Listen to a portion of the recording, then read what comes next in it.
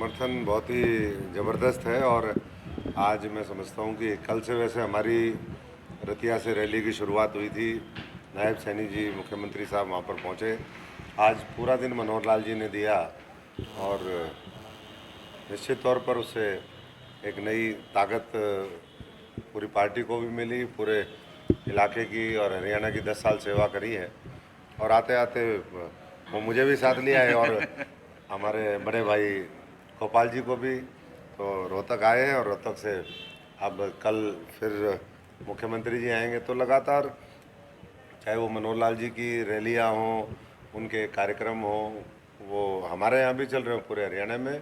और मुझे पूरा यकीन है कि 10 की 10 सीटें इस बार हरियाणा में आदरणीय नरेंद्र मोदी जी के नेतृत्व में, मनोहर लाल जी, नायब सैनी जी के नेतृत्व में हम पहले से कहीं ज़्यादा मार्जिन के साथ जीतेंगे। गुप्ती नहीं, बस कई बार मेल मिलाप और सारी आगे की रणनीति की चर्चा हो जाए, कैसे परिणाम इस चुनाव में बेहतर हों, कैसे आगे का वो हो। तो सारे बहुत मैं समझता हूँ कि प्यार प्रेम सौहार्द के माहौल में जिस तरीके से भारतीय जनता पार्टी काम करती है, उसमें मैं इतना ही कह सकता हूँ, क्योंकि मैंने तो लंबे समय तक दूसरे जो इंडिया अलायंस है उनके साथ भी काम करके देखा है कि दूर दूर तक ना तो उनकी कार्यशैली, ना उनका नेतृत्व, ना उनकी नीयत, ना उनकी विचारधारा और ना उनका दृढ़ संकल्प, वो कहीं दूर दूर तक कोई मुकाबला ही नहीं है। इसलिए मैं तो सभी हरियाणा और पूरे देशवासियों से यही आह्वान करूँगा कि पूरी मजबूती से नरेंद्र मोदी जी के हाथों को मजबूत करिए और कमल खिला करके कम से कम 5-5, 10-10 लाख वोटों के अंतर से इस बार हरियाणा से सांसद जिताइए। जैसे पिछली बार टॉप 3 में हमारे 2 सांसद जीत करके आए थे, इस बार मुझे लगता है कि हमारे जो 10 सांसद जीतेंगे वो टॉप 10 में 10 के 10 भी हो सकते हैं, ऐसा माहौल। डॉक्टर साहब, जिस तरह से अभी कांग्रेस का कैंडिडेट नहीं आया है, तो कहीं ना कहीं कुमारी साझा का नाम चल रहा है, कितना मुकाबला मानते हैं? देखिए, यहाँ व्यक्ति विशेष का कोई मुझे नहीं लगता कि कोई असर है।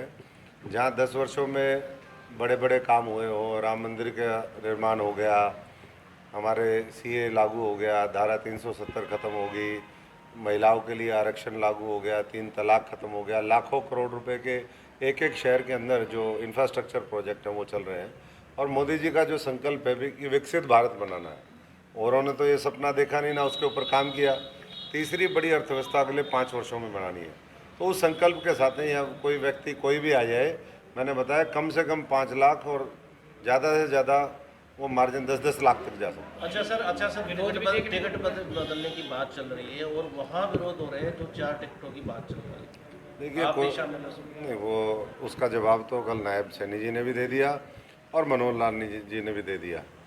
मैं इतना ही कह सकता हूँ कि कुछ साथियों की जो बातें थी वो कल 150-200 करोड़ रुपए का मुआवजा, जो जब क्षतिपूर्ति पोर्टल शुरू नहीं हुआ था उस समय का कुछ मुआवजा था, कुछ बातों को लेकर के, और ये लंबा चर्चा चल रही है। जितना किसानों के लिए नरेंद्र मोदी जी ने किया, प्रदेश की सरकार ने किया, वो अभूतपूर्व है।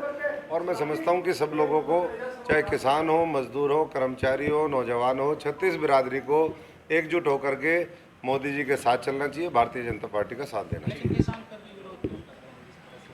देखिए, अपना अपना मैंने बताया, कुछ मुआवजे का मामला था, कुछ और बातें हैं, चल रहा है। ये तो जो पुराने मुद्दे हैं, अगर कोई भलाई कर सकता, गुमराह तो कोई भी कर सकता है। पार्टी के नेता लोग भी हैं, वो किसान नहीं है खाली। प्रायोजित कार्यक्रम में डॉक्टर साहब बिल्कुल बिल्कुल हम साथ हैं एकदम, तन मन धन से। ये हमारे भाई हैं और मेरे से छोटे हैं, मेरे छोटे भाई हैं और बिल्कुल। Thank you sir.